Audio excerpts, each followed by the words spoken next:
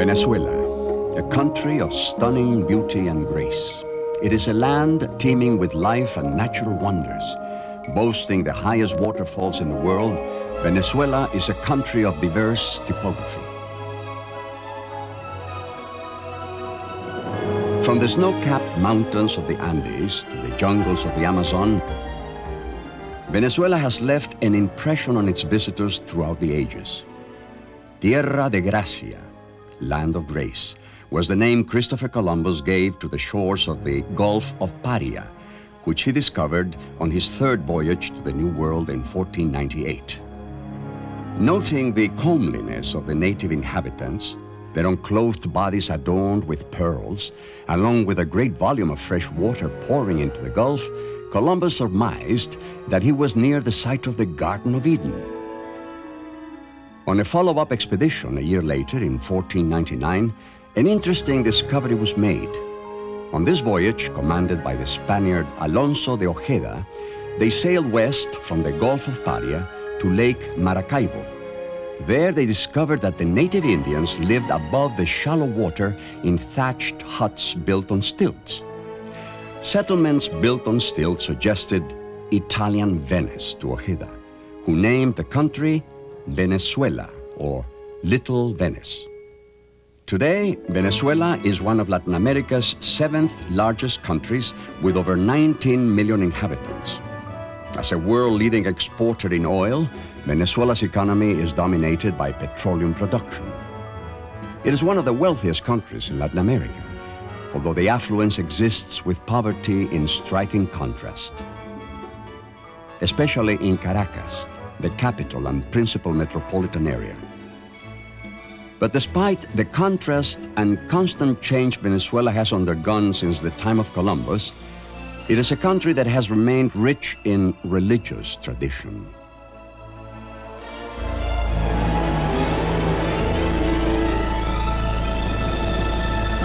It has been a land graced with fervent devotion to the Blessed Virgin Mary, with manifestations of her loving presence visible throughout the ages. One of the most popular and venerated shrines in Venezuela is Our Lady of Coromoto, located in Guanare. It was here on September 8, 1652, that Our Lady appeared to the chief of the Coromoto Indian tribe in his hut, after he angrily refused to attend the classes of catechism and prayer offered by the Spanish. Our Lady urged him to go to the Spaniards and receive the sacrament of baptism. But filled with anger and fear, the chief threw his spear at her. The Indian women who were also present during the apparition described the vision as being completely surrounded with light as brilliant as the sun, but which did not hurt their eyes. Our Lady appeared to the chief several times, and he responded the same way and always with the same answer, by throwing things at her and telling her to disappear. Our Lady's image appeared in one of the artifacts he threw at her. And it is this image that is most venerated in Guanare today. One day, the chief was bitten by a poisonous snake, and feeling death creeping near, he asked to be baptized and urged his fellow tribesmen to receive the sacrament of baptism and to embrace the Catholic faith. The chief died baptized, and soon these events were heard in all of Venezuela, where Catholicism grew in a gigantic and fervent movement. Today, Catholicism remains the national religion of Venezuela, with over 96% of the population Catholic. Over the course of the years to follow, Our Lady would continue to manifest visible signs of her presence among the people, reminding them of her role as mother and protectress of the faith. It is in Venezuela, once again, that the Blessed Mother has chosen to make her presence known. The place, Finca Betania, a small farm located within the parish of Our Lady of the Holy Rosary in the province of Miranda. It is here that a fascinating occurrence is taking place. It has been reported that the Mother of Jesus, the Blessed Virgin Mary, has been making repeated visitations with an urgent message for mankind. Unlike many reported apparitions in which only a few chosen people see Our Lady, thousands of people here in Betania claim to have seen her. People of all faiths, classes, and occupations have witnessed the apparition. She appears suddenly, bathed in light, accompanied by the sweet perfume of roses and other phenomena. People report seeing the apparition without experiencing a trance or ecstasy. Her hair is going up. Yeah, she's beautiful. She's real big. Going up? Yeah, she's big. She's just standing there. The Virgin does not appear in a consistent fashion. Various witnesses claim she resembles Our Lady of Lourdes with a blue sash,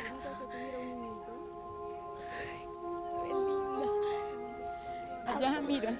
Abajo, allá abajo. Ay, se ve clarito.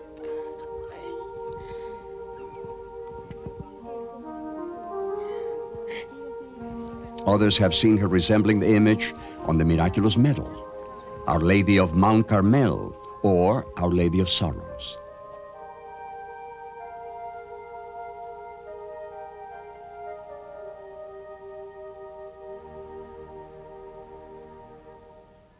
The events in Betania, Venezuela are extraordinary.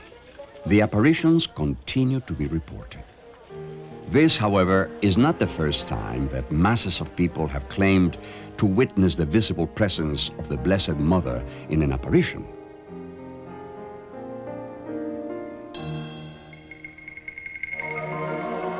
In 1968, in Zaytun, Egypt, Our Lady appeared as a radiant light atop St. Mary's Coptic Orthodox Church. People of all classes, occupations, and religions reported seeing a woman surrounded by a multitude of color and light. She appeared in different forms and postures, with her appearance always being public and witnessed by all people present, believers and unbelievers. The apparitions continued for over 2 years, occurring 2 or 3 times each week, with her visits lasting from a few minutes to as long as 8 hours. An estimated 250,000 people witnessed these apparitions, which were often accompanied by miracles and healings.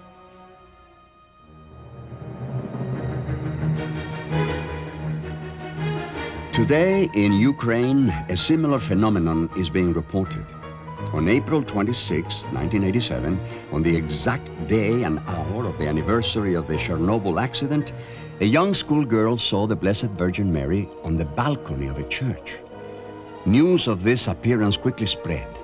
Soon, masses of people were gathering to witness Our Lady's appearance above the dome.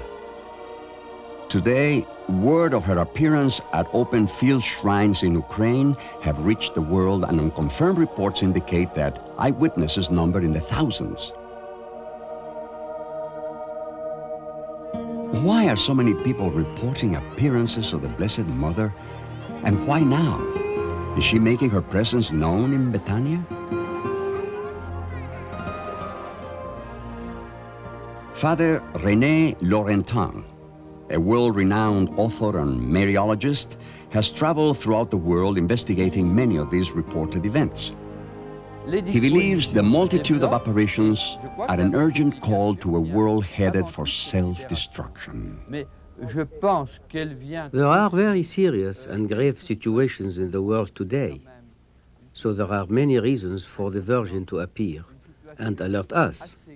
She speaks globally of moral risks, of liberal sexual immorality and materialism.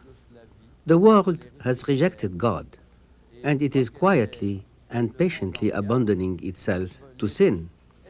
It is like we are sitting on a branch and cutting ourselves off. So now we are experiencing the consequences. The world is destroying itself by the consequences of sin, and we cannot draw ourselves out of it by ourselves. So the Virgin is calling us to return to the essentials. She asks for prayer and conversion, telling us that God exists and that we must turn back to God. It is only there that we will find our liberty and freedom. Unlike Zaitun and Ukraine, Our Lady's appearances in Betania are very different. Today, even though thousands claim to have seen the Blessed Virgin in Betania, she has chosen one special soul to communicate her messages. Maria Esperanza Medrano de Bianchini is the principal visionary to receive messages from the Blessed Mother.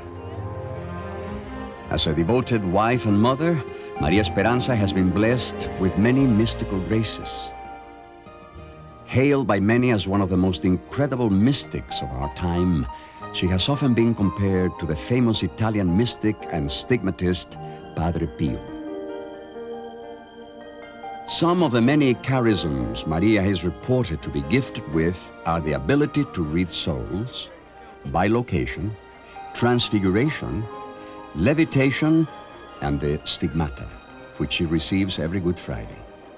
She, like the alleged visionaries in Garabandal, Spain, has been witnessed mystically receiving communion hosts on her tongue.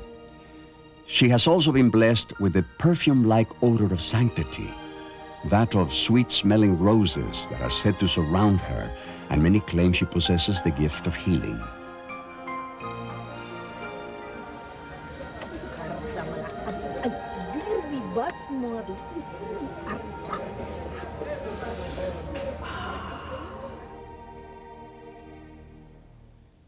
Dr. Luis Gutierrez Burgos, a military doctor and surgeon, has been present with Maria Esperanza and has witnessed a number of these manifestations.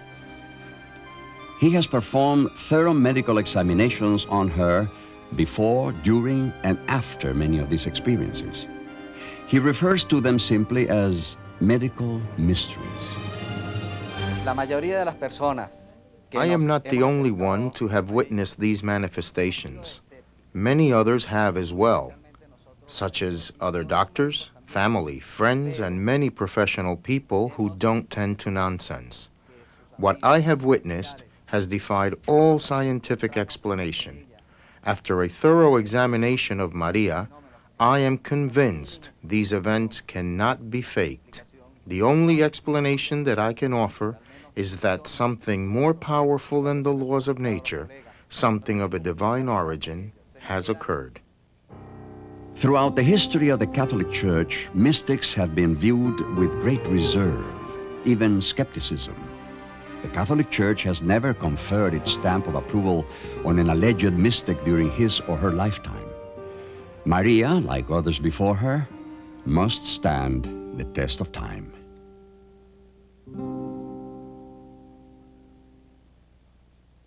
Father René Laurentin has traveled to Betania upon the request of the local bishop. After spending time there examining the facts, he is favorably disposed to Betania. He has also personally spent time with the Bianchinis and is impressed by the way Maria has balanced her life. I know her very well, and she is a person who has truly given everything to Christ. She is a grandmother of a family that is exemplary of Christian life. Maria Esperanza radiates prayer and perfected prayer so it can't be channeling. She is sensitive and very hopeful. She is excited and full of love. The fruit of Maria Esperanza is her family.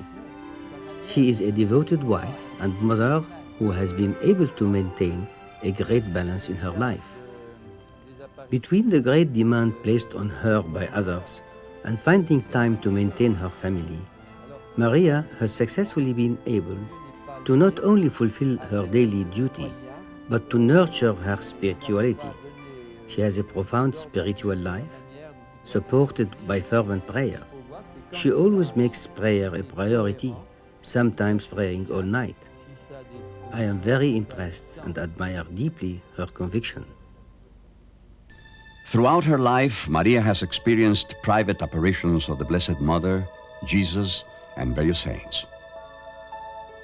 Her first apparition was of Saint Therese of Lisieux, the Little Flower, when she was only 5 years old. 7 short years later, at age 12, she experienced her first visit from the Blessed Mother during a serious illness of bronchial pneumonia and, despite a pessimistic prognosis, made a miraculous recovery. At age 14, Our Lady appeared to her again and told her for the first time about Betania. Since her youth, Maria felt inclined to spiritual things, such as frequency of the sacraments and practices of charity. Taken by these inclinations, she soon aspired to religious life, and in 1954 entered the convent of the Franciscan Sisters in Mérida. There, on October 3rd, 1954, St. Therese appeared to her for the second time and encouraged her to follow the vocation of a spouse and mother. She told Maria, "This is not your vocation. You ought not become a nun, but work out your salvation as a wife and a mother. This is your way to sanctification and bearing witness in the world." On November 1st, Maria Esperanza met her future husband in Rome in circumstances which had been indicated in the apparition. She married on December 8, 1956 in Rome, in the chapel where Pope Pius IX declared the dogma of the Immaculate Conception. The Bianchinis would, in the years to come, have 6 daughters and 1 son, all of which today are married. On March 25, 1976, Maria experienced her first apparition of the Blessed Mother in Betania, as foretold by Our Lady in an earlier apparition. Maria was given a mission of kindness and fidelity, service and sacrifice with the following assurance. I will be your refuge. My daughter, I have given you my heart. I give it to you and will always give it. The Virgin was bathed in light and said to Maria Esperanza, I am the reconciler of all people. My child, I am giving you a piece of heaven. Lourdes, Betania in Venezuela. It is a place for everyone, not only Catholics. It is for all, because there should be no class distinctions of nations and religions. This is your mother, who gives herself as in Lourdes, Fatima, El Pilar in Saragossa, Grenare, and as in so many other places where I still offer myself.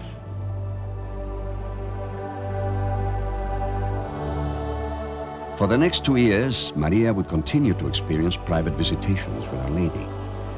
The Holy Office in Rome was first alerted to these events in 1978.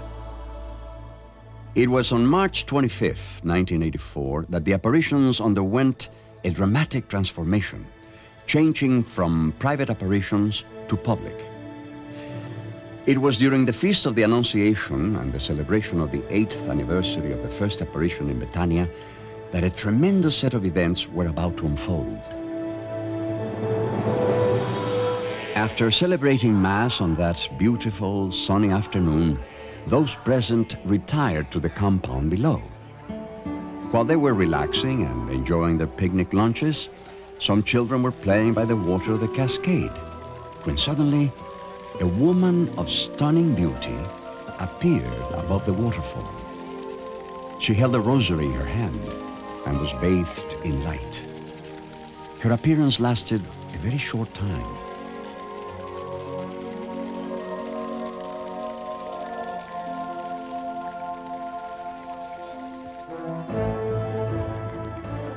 Overwhelmed by what they had just witnessed, the children quickly ran to tell the others.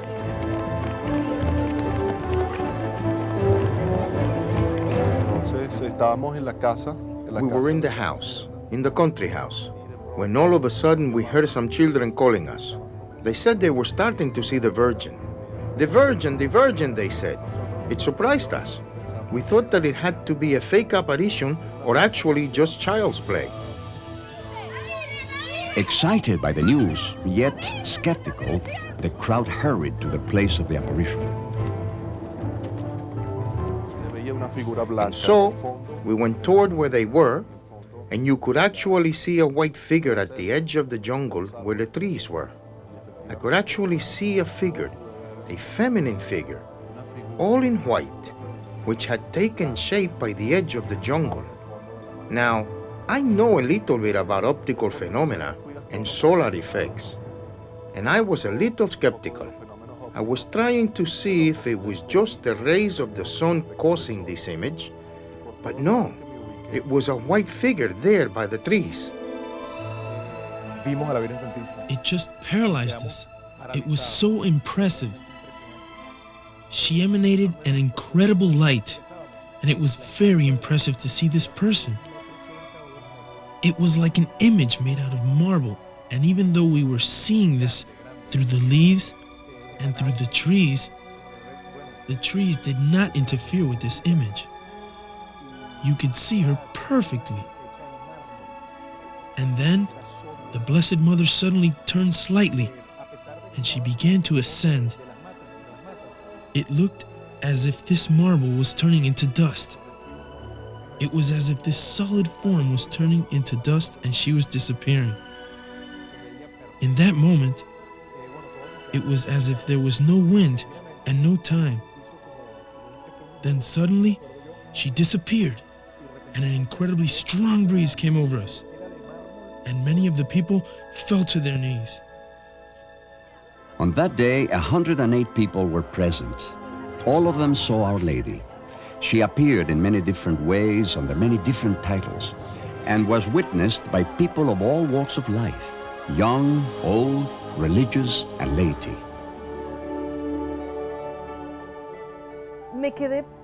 It was as if I had entered into another world. There was such silence, a great silence. I couldn't think. Is it true? Is it alive? It was just something that was just there. She was dressed completely in white. She seemed almost like a nun. And she had her hands outstretched as if in an invitation, as if to say, "Come to me." I didn't see her face, but I saw her hands and her feet, which looked tan. Her dress was brilliant, as if though covered with diamonds. And the same wind that was blowing through our hair and clothes was blowing through her hair and her clothes. Her dress was moving in the breeze. It was just such a beautiful, brilliant white. A white I had never seen before. Very beautiful. And at that time, I turned around. I was looking at everybody. And many people were crying, but everybody was so incredibly silent, as if though paralyzed. And even though their faces were serious, their tears were rolling down their cheeks very spontaneously. It was such a joyful moment, and what I felt was, it was like a silence within me. It was such a profound feeling, something very, very deep. It was as if though she penetrated me, and I felt such a peace. A peace so deep that you felt as if you were in heaven. It was so beautiful.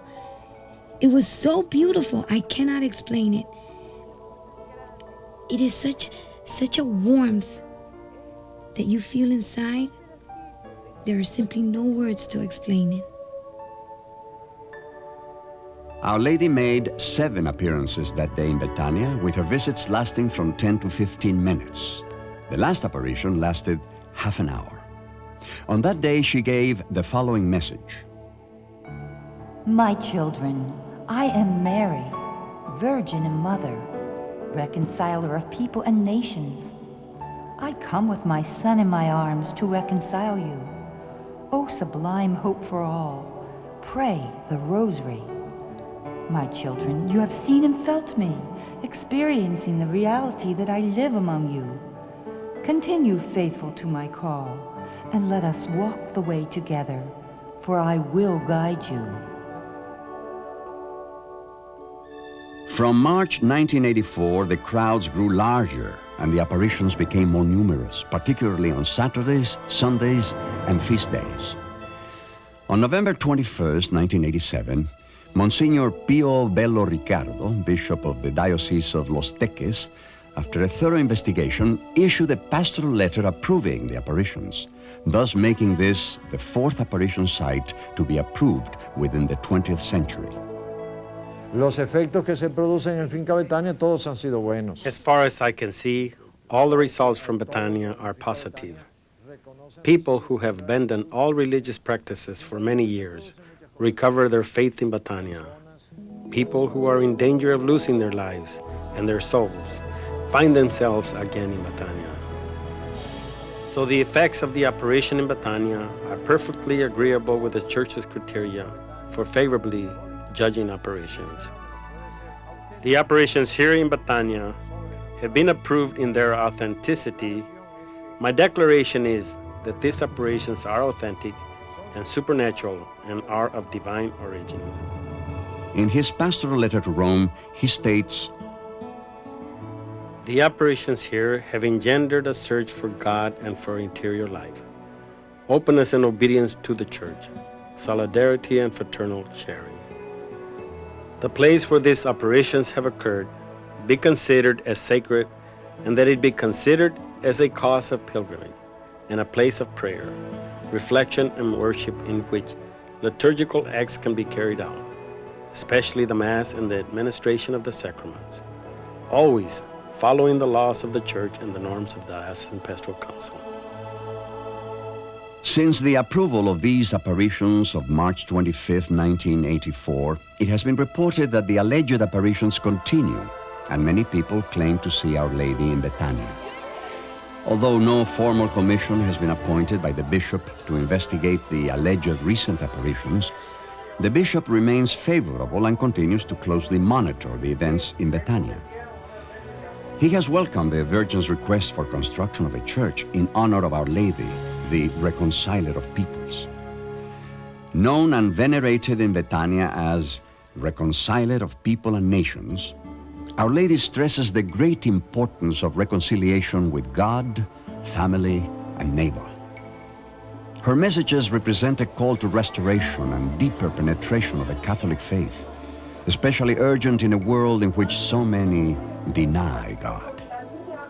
Encouragement for more frequent reception of the sacraments, especially reconciliation and the Eucharist. They represent a call for solidarity, responding to charity and social justice, especially with the poor, the forgotten, the sick, and the needy. They have consistently evoked an urgent call for penance and an increase in prayer, especially the Rosary. A need to pray for the Church, priests, the conversion of sinners, and for peace in the world, as well as for the impending risks that threaten humanity.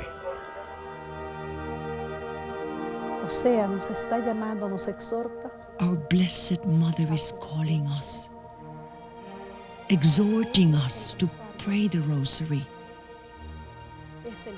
The Rosary, it is that which can placate the thirst of revenge in men, in those who want to, who try to destroy their brothers through their desire to have material riches.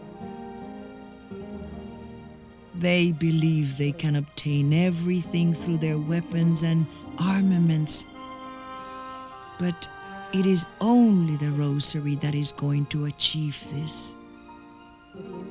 The ones who have this will have success.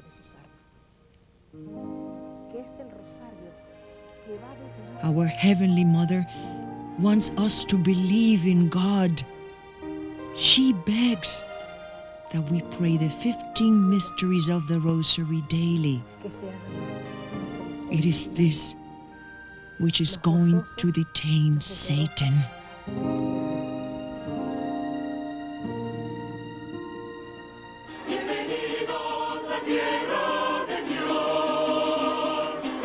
The fruits of the apparitions are positive, with renewed spiritual fervor and conversion taking place. People of all ages and occupations have experienced a profound change in their lives. Carolina Fuenmayor, producer and journalist of one of Venezuela's largest television stations, like so many others, aspired for success and recognition. While working on a television program about the events occurring in Betania, Carolina found herself experiencing a conversion in her life that would cause her to reevaluate her priorities. Pero después que fui, empezaron todos estos cambios en mi vida. There has been quite a radical change in my life, and even in the people who surround me. What was once important to me, being famous and having a good career, is now no longer important. I realize that the only thing that matters to me is living in peace. It is no longer television or anything like that. It is to live in peace with my family and to love my neighbor. Maria Esperanza says that humility is the bridge which leads us to heaven, that we have to be very humble in life and have respect and love for God. We must have a holy love for God and not offend Him. Therefore, all of our actions need to be correct. Through Maria Esperanza, the Virgin has begun to purify aspects of my life.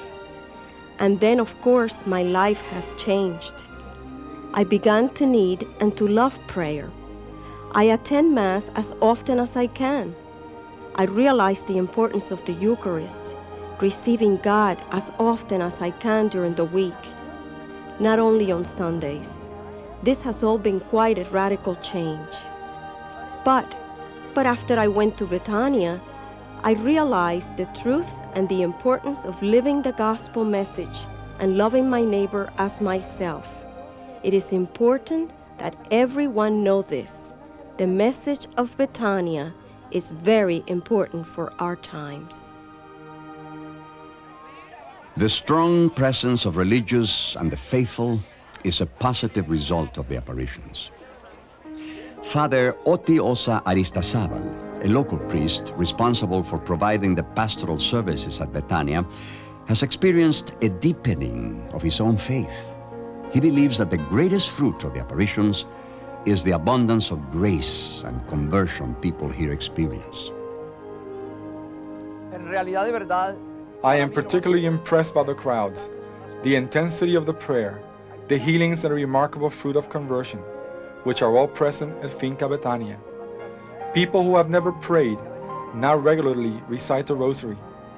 Those who never went to church now come regularly and avail the sacraments of penance and the Eucharist. The apparitions have brought them closer to God and have renewed their Christian life.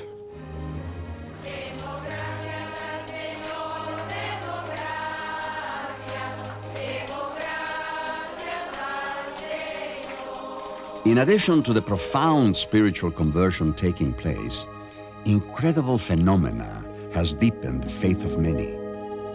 Phenomena of various sorts is being reported.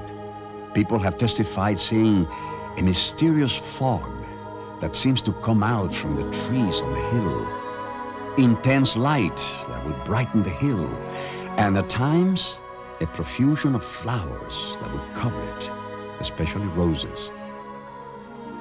Sounds of hymns from an invisible choir are often heard.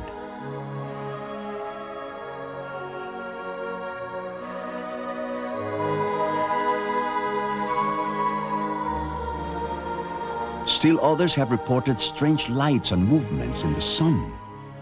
The water from the cascade at times acquires the perfume of roses, while others claim to have received mysterious rose petals from the heavens. Like many other apparitional sites, strong evidence of miraculous photophenomena abound.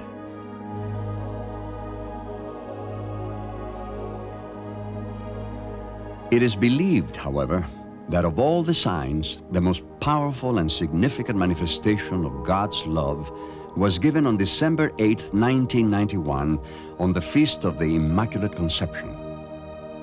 During the celebration of the Holy Mass, Father Otiosa Aristazabal, the main celebrant of the Vigil Mass, had just consecrated the host when an incredible miracle occurred. I consecrated the host and I broke it into 4 parts. I ate one of the parts and left the other 3 parts of the host on the plate after I gave grace. When I looked into the plate, I could not believe my eyes when I saw a red stain forming on the host, and from it a red substance was beginning to emanate, similar to the way in which blood spurts out from a puncture. After the consecration, I took the host and protected it in the sanctuary. The next day at 6 in the morning, I observed the host, and I found that the blood was still fresh and that it had trickled down. And that is what has appeared on the photograph. After that, I put the host in the monstrance, as you can see here, so the faithful ones could observe it. All in attendance witnessed this miracle. Later captured on videotape by an amateur photographer, this remarkable sight can be seen. As I first saw the host, my real reaction in my head was, holy, it's red, it's real blood. I realized what I had said to the Blessed Sacrament, but that was my reaction. It was quite amazing. I stood there and filmed it, I guess, for half a minute or so, and I remember it very well. He actually stopped and held it steady for me to film. And I was trying to keep myself steady, and I was trying to keep my camcorder steady, because I could see the blood flowing out of the host. It was just flowing down, and then you could see it collecting in the bottom of the glass. It was the most incredible thing you could possibly imagine, coming, and you could see that it was blood. There was no mistaking it. I kept looking this way, while I was filming it. I was taking my eyes away from the lens so I could see it with my eyes, and going back again. And it was absolutely astounding. There was no question that this blood was just flowing out of the host. Okay, I was on the altar. I couldn't be more than 2 feet away from it, and I saw the red dot on the host, and like a line coming off of it, dropping from gravity to down, and it was a host bleeding right there in front of me. This miracle, this happening, as far as I'm concerned, it just couldn't be fake. There's no way someone could do this. I was there, I was close to it, I saw it. I believe it so much that my own life has changed, and I have gone now, ever since that day in Betania, I go to church every day. Go to church, go to confession, go to communion, receive him, receive his body, because that's what he wants. That's what all this is all about, I believe, is just bringing everybody closer to Jesus. And he is alive. I have always been a priest, with much devotion to the Blessed Sacrament ever since I entered the seminary. I used to wake up at 5 in the morning to adore Jesus in the Blessed Sacrament. To me, this miracle is a call to conversion, a call to Eucharistic devotion, that our faith must be Christ-centered and Eucharistic. It demonstrates to us that Jesus continues bleeding in the host because of the sins of men. He bleeds for the sins of this world, for what has taken place within this century, and above all, for the violence, hatred, and anger that is in the hearts of men. The bleeding host was then taken to the bishop's residence and later submitted for thorough medical examinations at a leading forensic laboratory in Caracas, Venezuela, whose technical and scientific expertise is nationally recognized. The results of that investigation revealed a startling discovery. The substance excreted from the host was found to be human blood.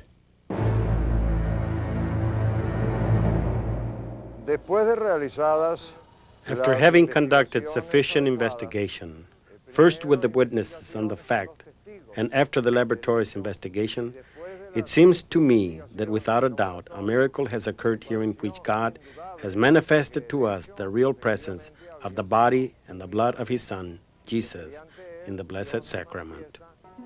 The miracle of the bleeding host is very important here in Betania, because the message of Betania is coming closer to Jesus Christ, meeting with Jesus Christ. Therefore, the miracle is very marked in this apparition of our Blessed Mother. Our Lady does not invite us to come closer to her. She invites us to Jesus Christ. And Jesus Christ, we have found Him always in the Eucharist. That is why one of the great miracles here in Betania is that so many people have come closer to Jesus in Holy Communion. One must say that a miracle is above all a sign. It is a signal which God makes visible, something which is invisible. This Eucharistic miracle makes visible to us something which for us is mysterious, to know the real presence of Jesus Christ in the consecrated host.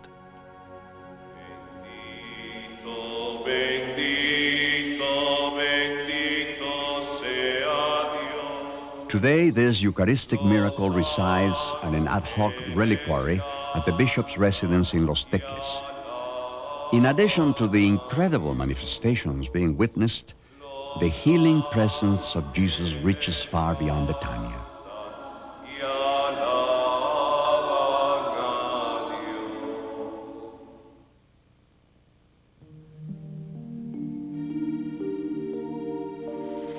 Like the miraculous water of Lourdes, France, accounts of healings are being attributed to the cascade that rushes below the site of Our Lady's reported visitations.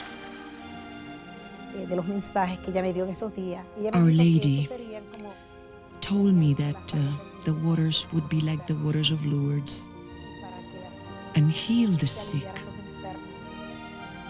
and that the sick would be alleviated of their pain so that they could live a more peaceful and serene life,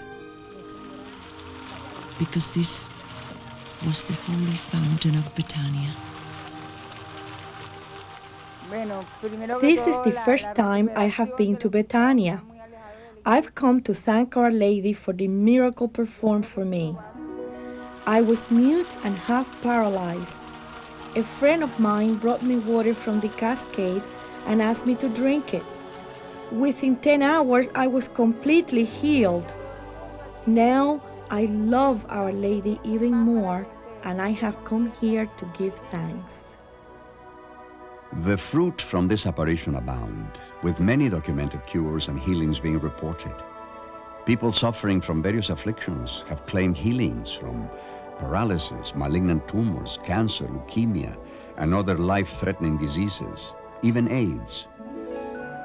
Dr. Vinicio Arrieta, a leading surgeon from the Hospital Clínico in Maracaibo, Venezuela, is respected by his colleagues as one of the most competent surgeons in all of Venezuela. A graduate of Harvard University, Dr. Arrieta recalls how at one time he was a prideful man who had achieved great things from a worldly point of view until one day everything collapsed. In 1987, a series of health problems led him to discover he had been stricken with terminal cancer in the prostate and in the lower spine. Dr. Arrieta was not given long to live. Upon the encouragement of a relative, he journeyed to Betania, and there he encountered an event that would change the rest of his life. Ya había alrededor de 5,000 personas. There were about 5,000 people there, and the solar phenomena began in which the sun lost its light. That is to say that it was very illuminated, but yet it lost its light. The center part became green. It began to spin on the inside as if though there was a circle on the inside, and then it began to move towards us. Suddenly, I began to feel an infusion of heat within my body. I felt an infusion of healing within me. I felt that this infusion arrived at my spinal column and to my prostate. During this time, the Virgin immediately appeared above the trees and was looking toward the heavens as a real human being. In her right arm, she had the child Jesus, as if to hand him over. And in her other arm, a rosary that hung down to her knees, which was completely illuminated.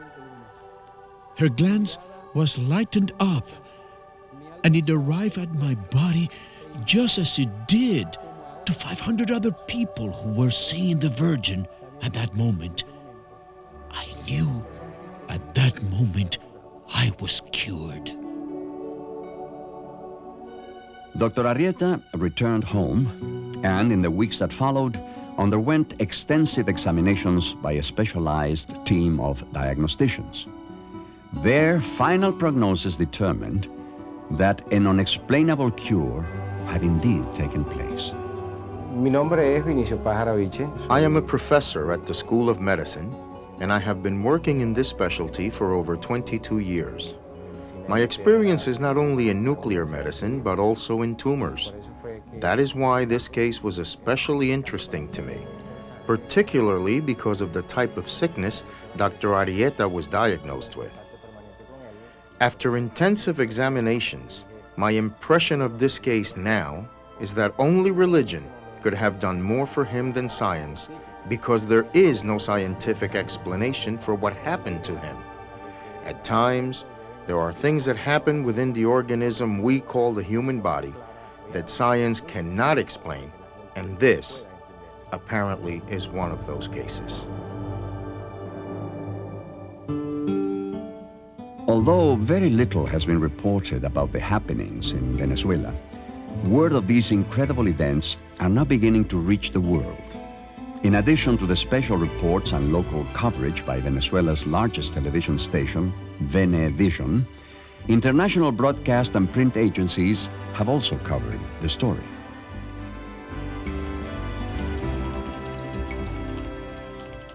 Michael Brown, noted author and journalist, is respected worldwide for his work as an investigative reporter. Published in various international magazines, he is best known for breaking the toxic waste cover-up in the early 1970s, known as the Love Canal story. Recently, he has traveled the world investigating over 30 reported apparitions for his latest book, The Final Hour.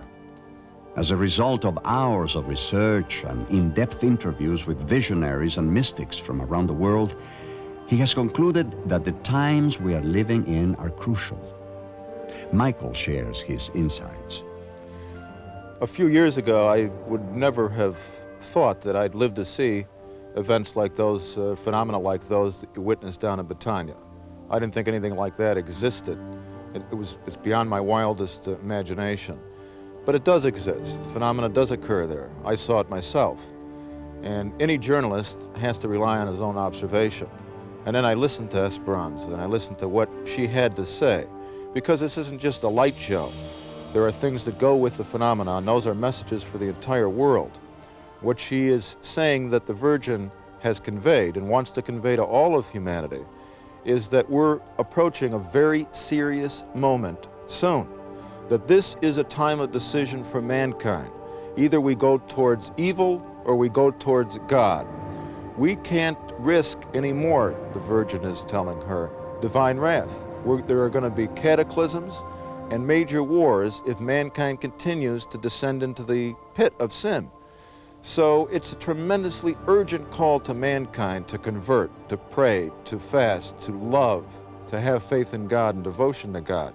And if this doesn't come about, then I personally am convinced that we're going to see some of the events we've been warned about at Betania and many other apparitional sites around the world. As a result of the increasing worldwide exposure the events in Betania are receiving, people from around the world have come seeking healing and truth. Halina and Joe Swerlik have made a difficult pilgrimage to Finca Betania from Dearborn Heights, Michigan. They have come in search of God's will for their lives and in hope that their son may receive a cure.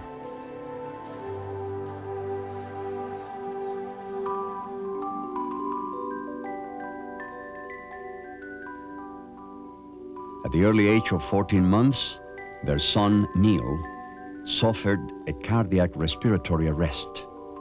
During this time, his heart and lungs were stopped, depriving his brain of necessary oxygen. Revived and later placed on life support, Neil was left severely handicapped and brain damaged. We came to Betania to ask Our Lady to intercede for our son, if it is God's will, and also to thank her for all the wonderful gifts that she and our Lord has given to my family. And to keep us strong as a family, united. And whatever God's will be, bless Neil and watch over him. I've always been very close to Our Lady.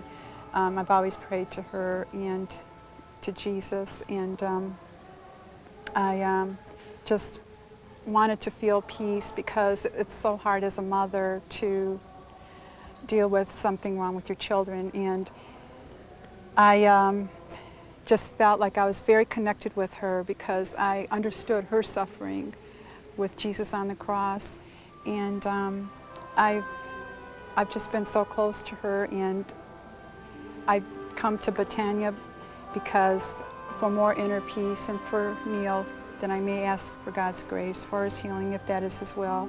But I would never be angry, no, if I don't get a healing. I know that we're all here for some purpose, and we're chosen for different roles, you know, that God has planned for us, and all we can do is ask him to guide us and to open our hearts to whatever he wants for any of us. But I just take it one day at a time. I just leave it in God's hands, and that's all I can do. It makes me happy to see that even now that Neil still can't do a lot, even if he smiles at me, it just melts my heart, because he couldn't do anything before, not even smile at me. So I know he's happy even though he can't do much. That makes me happy. Today, Joe and Halina live with even greater peace as they have left Betania, accepting the will of God in their lives, yet never giving up hope. Our Lady's presence in Betania transmits a message of hope for the world. She invites us all to a renewal and deepening of our faith, a faith that should be lived out in total conversion, prayer, and apostolic commitment.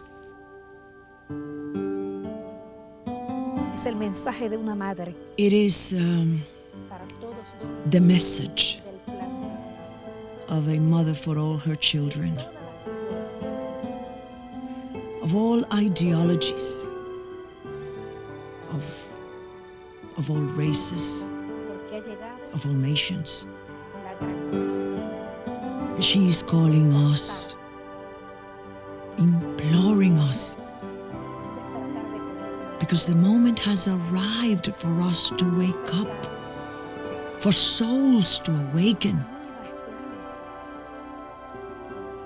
Mankind must become conscious of its actions and of its responsibilities. Now is the time. It is time that man realizes why he is living. Her call is not only to Betania. It is a call heard in all parts of the world. She is appearing in the world so that together, all of us united, will form within our hearts the flame, the light, the fire of love of her divine Son, Jesus. He is knocking on the doors of our hearts through the request of his mother, that we unite and reconcile with one another and live the gospel.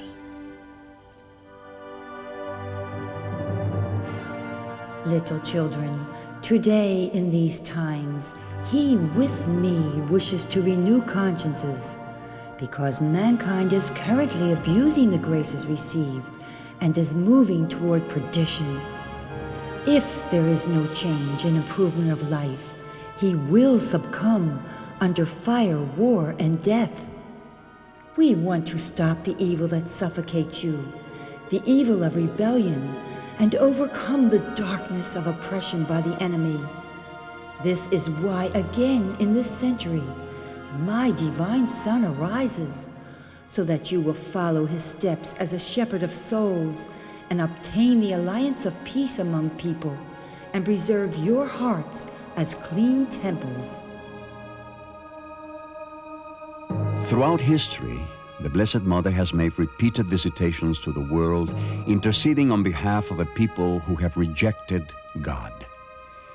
She has come once again to remind us of God's continuing love and mercy. Like a concerned mother, she has time and time again offered her maternal love and protection. In a divided world, blinded by sin and absorbed in materialism, we are a people headed for self-destruction. But there is a place we can turn and take refuge. It is a place where we can refresh ourselves in the love and hope of a mother. It is here, from the land of grace, that Our Lady calls all her children as the reconciler of peoples and nations. My dear, dear children, come to my motherly lap and take refuge in my heart. My heart I give to you. My heart I will always give to you, because I am your mother. I invite you, my little ones, all of you. It doesn't matter who you are or where you are from. Everyone can come to me, for you are all my children, and I love you.